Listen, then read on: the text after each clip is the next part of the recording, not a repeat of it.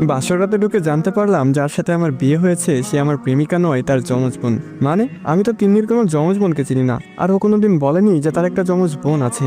আর তিন্নি কোথায়? তিন্নির বোন বলল কেন বলেনি সেটা জানি না, আর সে বিয়ের আগে আরেকজনকে নিয়ে পালিয়ে গেছে। আমি বললাম মানে কার সাথে পালাবে? ও তো আমাকে ভালোবাসতো। সেগুলো আমি জানি না, তবে বিয়েটা আপুর সাথে হয়নি আপনার। আমি বললাম দাঁড়াও, তিন্নির নাম্বারে কল দিচ্ছি, দেখি সে কার সাথে পালিয়েছে। মেয়েটি বলল এসব করে কোনো লাভ নেই, তার ফোন অফ পাবেন আপনি। আমার ফোনের ছবিগুলো দেখুন, বুঝতে পারবেন আমরা যমজ বোন। আদিরা ফোনটা আমার দিকে বাড়িয়ে দিল। আমি হাতে নিয়ে দেখলাম দুই বোনের অনেকগুলা ছবি। মেয়েটা আমেরিকাতে বড় হয়েছে মামার কাছে, সেগুলা ছবি সহ প্রমাণ দিল। এবার আরো একটা শক্ত প্রমাণ পেলাম, মেয়েটার ঠোঁটের নিচের তিলটা নেই, যেটা তিন্নির ছিল। পৃথিবীতে এমন হতভাগা মানুষ কয়টা আছে কে জানে। 4 বছর প্রেম করলাম, বিয়েও ঠিক হলো তার সাথে, কিন্তু সে পালিয়ে গেল। বিয়ে করলাম তার যমজ বোনকে। কেন পালালে তিন্নি? আর যদি পালানোরই ছিল তাহলে আমাকে বলে দিতে, আমি বিয়ে পর্যন্ত আসতামই না। মনের ভিতরে হাহাকার আর কষ্টের কারণটা না হলেও পারতে। আজকের রাতটা নিয়ে কত স্বপ্ন দেখিয়েছিলে মনে আছে? তুমি যেন পাশে বসে আছো, দেখতেও একই রকম, শুধু মানুষ দুইটা। কিভাবে বোঝাবো মনকে? যত সহজে বলা হচ্ছে পরিস্থিতির কথা, সত্যি কি ততটাই সহজ? সে মানুষটার মতো একই রকম দেখতে একটা মেয়েকে নিয়ে কাটাতে হবে সারা জীবন, অথচ তাকে কোনোদিন তিন্নি বলে ডাকতে পারবো না। মেয়েটার দিকে তাকালাম, দুইজনের মধ্যে একটু পার্থক্য আছেই। এই মেয়েটার নাম আদিরা না হয়ে হতে পারতো মিন্নি। আমি মিন্নি ডাকতে গিয়ে ভুল করে তিন্নি ডাকতে পারতাম, কিন্তু আদিরাকে কিভাবে তিন্নি বলে ডাকবো সেটা তো ইচ্ছাকৃত হয়ে যাবে। আদিরা মেয়েটা তিন্নি চাইতে একটু ফর্সা, না একটু না, বেশ অনেকটাই। আমেরিকাতে থাকার কারণে এই পরিবর্তন। আদিরা বলল আপনি কিছু ভাবছেন? আমি বললাম হ্যাঁ ভাবছিলাম। কি ভাবছেন? আমি বললাম আপনি রাজি এই বিয়েতে? আদিরা বলল হ্যাঁ। কোনো বয়ফ্রেন্ড ছিল না আপনার? আদিরা বলল হ্যাঁ ছিল। তার কি হয়েছে? আদিরা বলল সে 2 বছর আগে আরেকটা মেয়েকে বিয়ে করে ফেলেছে। ও আচ্ছা। আদিরা আমার কথা শুনে হেসে উঠল। আমার বয়ফ্রেন্ড ছিল না। আমি বললাম আমেরিকাতে ছিলেন আর কোনো বয়ফ্রেন্ড ছিল না?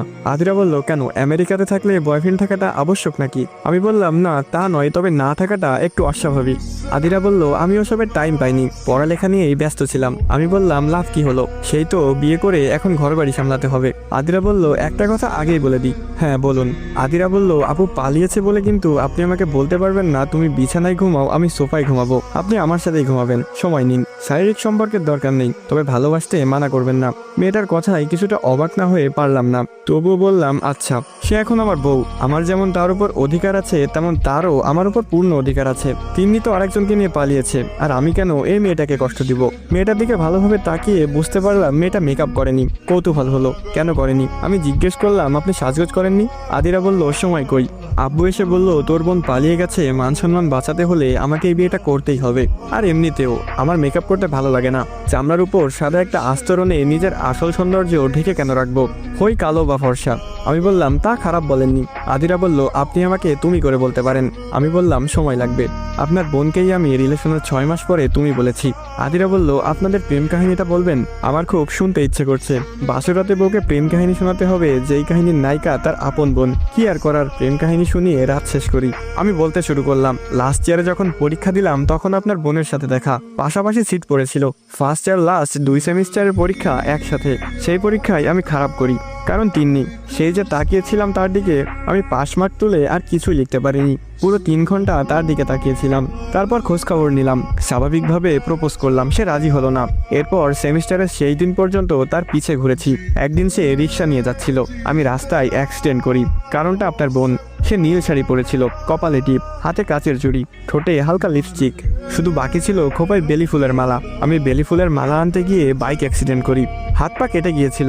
গুরুতর কিছু না হলেও আঘাত পেয়েছিলাম ভালোই। সাদা বেলি ফুলগুলা রক্তে লাল হয়ে গেছিল, ভালোই লাগছিল দেখতে। অন্যরকম জিনিস সবারই ভালো লাগে।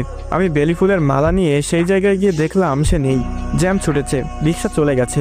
আমি আমার রুমে কোনোদিন একটা পুরাতন জিনিসও রাখিনি, কিন্তু সেই রক্তমাখা বেলি ফুলের মালাটা আমার কাছে এখনো বেশ যত্নেই আছে। শুকিয়ে কাল হয়ে গেছে, নিষ্প্রাণ নির্জীব, তবুও যত্নে রেখেছি। আজ দেওয়ার কথা ছিল, এরপরও সে আমাকে ভালোবাসি বলেনি। সেদিন কাক ফাটা রোদ, রোদের তাপে ঘেমে একাকার হয়ে গেছি। মনে হচ্ছিল গোসল করে এসেছি কেবল, গরম পানি এখনো গায়ে লেগে আছে। তিন্নিকে দেখলাম সেও ঘামছে, শরীরের ভাঁজগুলা বোঝা যাচ্ছে। ঘামের কারণে ফুটে উঠেছে দেহের কিছু অংশ। সে আইসক্রিম খাচ্ছে। আমি তাকে রিক্সা ডেকে দিলাম, বললাম কোথাও নামবেন না, বাসায় গিয়ে গোসল করে নিবেন, আর একটু ঢিলা ঢালা পোশাক পরবেন। তিনি চলে গেছিল, সেদিনও ভালোবাসি বলেনি। এরপর আরেকদিন দেখা হয়েছিল, সেদিন আমাদের বিদায় অনুষ্ঠান ছিল। সে আসলো, এসে বলল ভাইয়া অভিনন্দন আপনাকে, খুব মিস করব, চলে যাবেন আমাদের ছেড়ে। আমি বোকার মতো বলেছিলাম তুমি বললেই থেকে যাব। সেগুলো নিয়ে এসে কি হাসাহাসি। এরপর 2 মাস দেখা হয়নি। আমি ধরেই নিয়েছিলাম আমাদের প্রেম অপূর্ণই থেকে যাবে। হঠাৎ করেই তিন্নির সাথে সেদিন দেখা হয়ে যায়। রাস্তায় বাচ্চাদের সাথে ক্রিকেট খেলছিলাম আমি। হঠাৎ সে ডাকে, এই বাচ্চা শুনেন। আমি তাকিয়ে দেখি তিন্নি। সে আমার হাতে একটা চিঠি গুজে দিয়ে বলেছিল ভালোবাসি। সেই দিনই প্রথমবার ভালোবাসি বলে সে।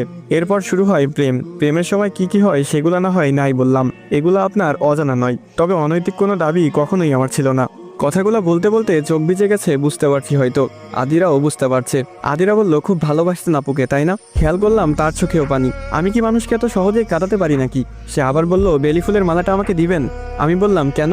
তারপর সে যা বলল তার জন্য মোটেও প্রস্তুত ছিলাম না আমি। আসসালামু আলাইকুম গাইস, কেমন আছেন সবাই? আশা করি সকলে খুবই ভালো আছেন। তো এখানেই শেষ হয়ে যায় বেলি ফুল পর্ব 1। গল্পটি কেমন লাগলো অবশ্যই কমেন্ট করে জানাবেন। তো আবারও ফিরবো এই গল্পের পরবর্তী পর্বগুলো নিয়ে। আরেকটা কথা গাইস, আপনাদের যদি এই ভাইয়ের ভিডিওগুলো ভালো লেগে থাকে আর এই গল্পগুলো ভালো লেগে থাকে তাহলে অবশ্যই চ্যানেলটি সাবস্ক্রাইব করে যাবেন। আর টিকটক ফেসবুক থেকে দেখে থাকলে অবশ্যই ফলো করে দিবেন। আর মন থেকে এই ভাইয়ের ভালোবাসা নেবেন। তো দেখা হচ্ছে অন্য কোনো ভিডিওতে। আজকের মতো এই পর্যন্তই। ভালো থাকবেন, সুস্থ থাকবেন। আল্লাহ হাফেজ।